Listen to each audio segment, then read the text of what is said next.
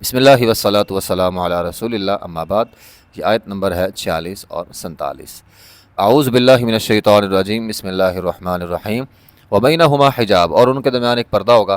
یعنی وہ پیچھے ہم نے پڑھا نا، جنت اور جہنم کی بات ہو رہی تھی، تو جنت اور جہنم والے ایک دوسرے کو مخاطب کر رہے تھے، تو ان کے درمیان پھر پردہ ہو جائے گا۔ وعلی الاعراف، اور اعراف ایک جگہ ہوگی، جنت اور جہنم کے درمیان ایک دیوار ہے، اور اس کے ایک طرف جو ہے وہ قرآن کے دیگر مقام پہ آتا ہے، فضریب بینہم بسور اللہ باب باطنہ فیہ الرحمہ، تو اندر والی جانب رحمت ہوگی، باہر والی جانب جو ہے وہ عذاب ہوگا۔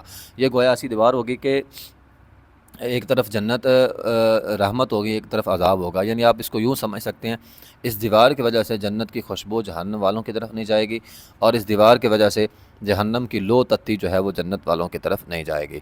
تو وہاں پہ کچھ لوگ ہوں گے، رجال یعرفون، کچھ لوگ وہاں پہ کھڑے ہوں گے، ٹھیک ہے، وہ ایسے لوگ ہوں گے کہ ان کی نیکیاں اور برائیاں برابر ہوں گی، اور وہ اس دیوار کے اوپر کھڑے ہوں گے۔ تو یعرفون کلا بسیماہم، تو ایسے لوگوں کو وہ پہچانیں گے، ٹھیک ہے، رجال یعرفون کلا بسیماہم، تو اعراف والے ایسے لوگوں کو پہچان لیں گے ان کی نشانیوں کی وجہ سے جو جنت والے ہیں۔ تو ونادوا اصحاب الجنہ، وہ کہیں کہ تم جنت والے ہو، ان سلام علیکم، تم پر سلامتی ہے، لم يدخلوها وهم يطمعون، کہ ابھی وہ جنت میں داخل نہیں ہوں گے لیکن امید رکھتے ہوں گے۔ یعنی صحاب اس میں دونوں مراد ہیں، ایک تو وہ جنتی لوگ جو ابھی جنت میں گیا نہیں لیکن امید ہے کہ ہم جنت میں چلے جائیں گے، اور ایک خود اصحاب اعراف ہیں، ان کو بھی امید ہوگی کہ وہ جنت میں چلے جائیں گے، اور اللہ کی رحمت سے یہ لوگ بھی جنت کے اندر چلے جائیں گے۔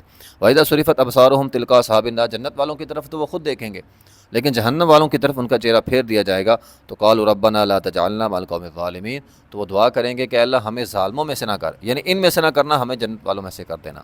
تو اللہ تعالیٰ ان کو پھر بھی لا کر جنت کے اندر جو ہے وہ بھیج دے گا۔ وآخر دعوانا الحمد للہ رب العالمین۔